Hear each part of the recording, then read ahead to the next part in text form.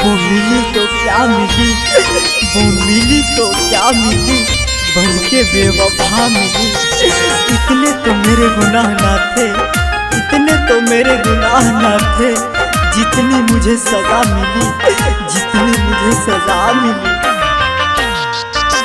राम जी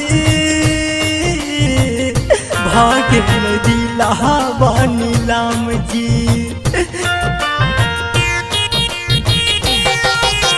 राम जी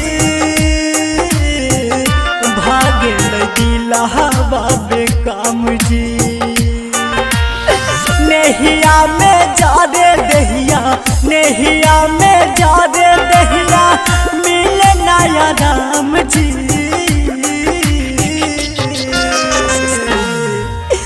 राम जी भाग्य नदी लहावानी राम जी, राम जी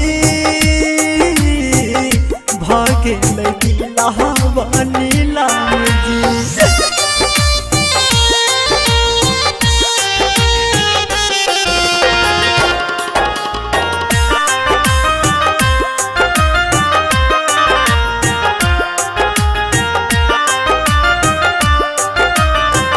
भागे लै खेलौना दिलवा, दिलवे से खेले रे, रोबेला दीवाना रोजे किनारा न मिले रे।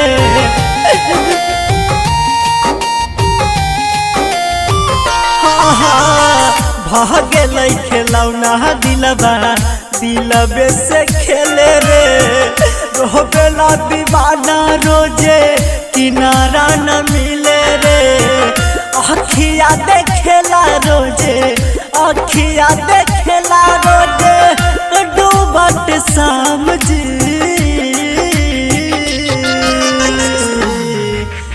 राम जी भाग्य नदी लहावानी राम जी, राम जी भाग्य नदी लहावानी राम जी।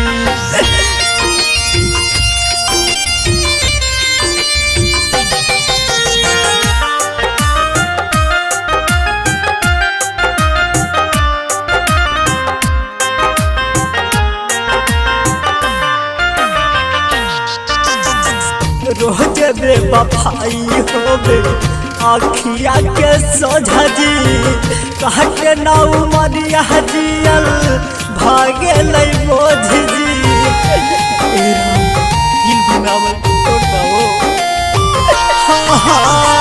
रहबी पाना काश देवा भाई होबे रोज जी, कहते ना उमरिया जियल भागे लै बोझ जी। राइटर राजेश लिखे बिहनैनी रमाल गावे, प्यार के आना जाम जी।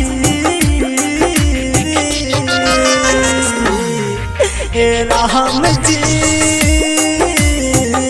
भाग्य नदी लहावानी राम जी, राम जी भाग्य नदी लहावानी।